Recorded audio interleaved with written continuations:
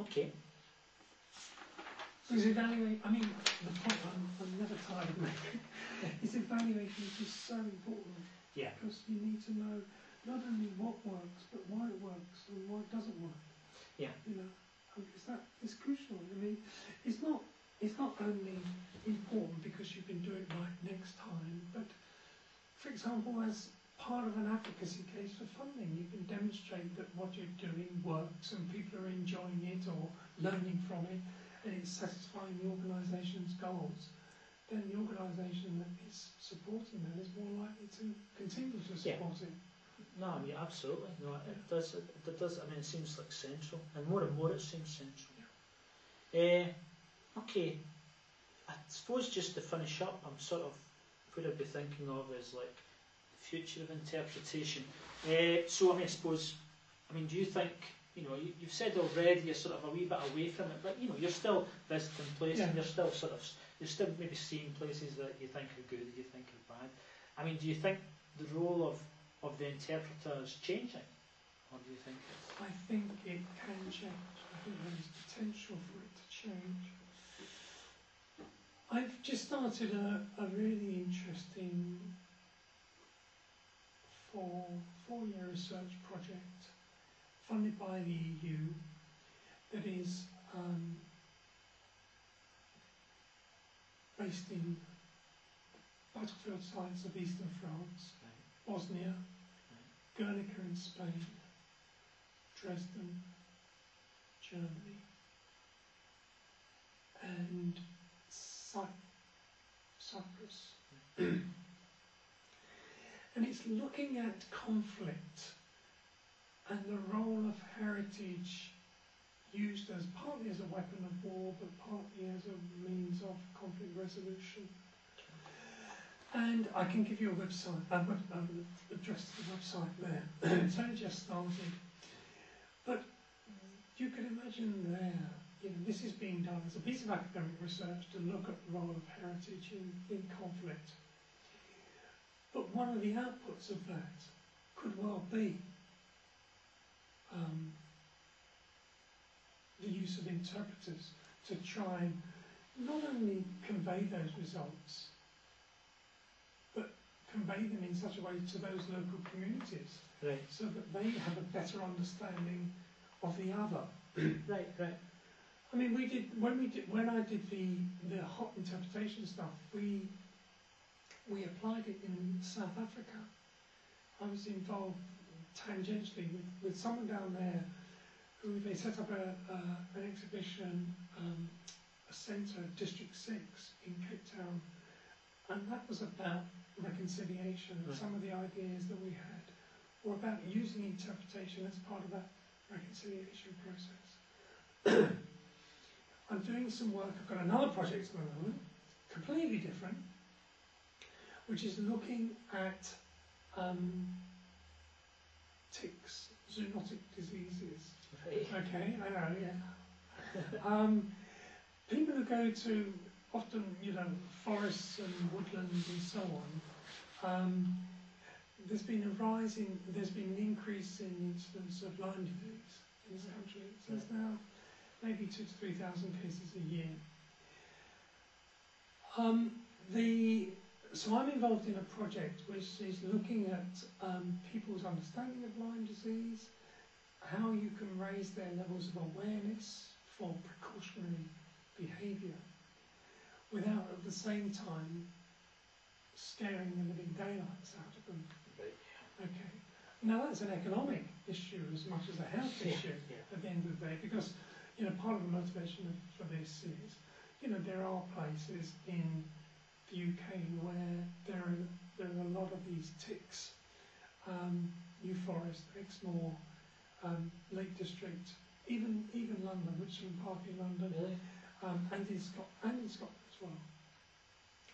And as more people probably will be bitten, as it were, it's important that you get out information how they deal with that, increase their understanding, but also how they can take preventative action as well. And of course, you know, these are tourist sites as well. If people suddenly feel that it's quite dangerous going into this forest. They're not going to go there. The local economy is going to hit, and so on and so forth. So, the point I'm coming around to in a very long-winded way is the third part of our project is a 3-year project. I'm trying to introduce interpretive techniques into that. So, I mean, we're only in year 1 at the moment, yes. But my idea is that when we come to year 3 project, which is about developing communication techniques, it will draw very much from interpretation. So I think there's scope there, you know, so it gets you away from the kind of traditional heritage. Yeah. But there's a health issue. Yeah. So it's, Yeah, exactly. So the Yeah. interpreters are kind of almost moving out into new fields. absolutely. Yeah, that is interesting. I suppose that the kind of the converse of that would be to think: do you think the visitors changing? Yes, I do. I mean, I think, and we're probably going to experience another change, but I think they are changing because they are now they've travelled more. They've been to Thailand. They've been to Argentina. Some have been to the Antarctic or wherever. You know, they've travelled the world. They've got beyond Mallorca and Benidorm. Yeah. They're becoming far more savvy. They're being exposed to interpretation in other places. They're being exposed to other kinds of environments. Yeah. And as a consequence of that, I would have thought that they are looking at their own environments in different ways now, or one would hope they are. Right. Hopefully they're looking at them in a more inquiring sort of way. But with the oil crisis, you know, I guess that more people are going to be travelling less. Right. So they, you know, I mean, sad though it may seem, I mean, my children, you know, don't know England half as well, a fraction as well as I did at their age. Right. Because my parents took me around Right. Yeah. in a little A35 van. Yeah. And that's one of the reasons how I got into this whole Yeah. environment stuff. You know, my children know, you know, being all around the world, Yeah. you know. But I think they will, along with others, be starting to look at travelling within this country. Yeah. Yeah. And so one would hope that, you know, tourism, that's going to have a big impact on tourism and interpretation too. Yeah. So I think that's a potential new trend. Yeah, and I like the way you're kind of talking about it because it's not like it's a bad thing. I mean, No. you know, It's an opportunity. Yeah, Absolute challenge and an opportunity. Yeah, no, that's good. That's good. Okay. Well, I suppose I know what you're going to say, but I'm going to ask you this. Anyway, You can always cut it out. exactly.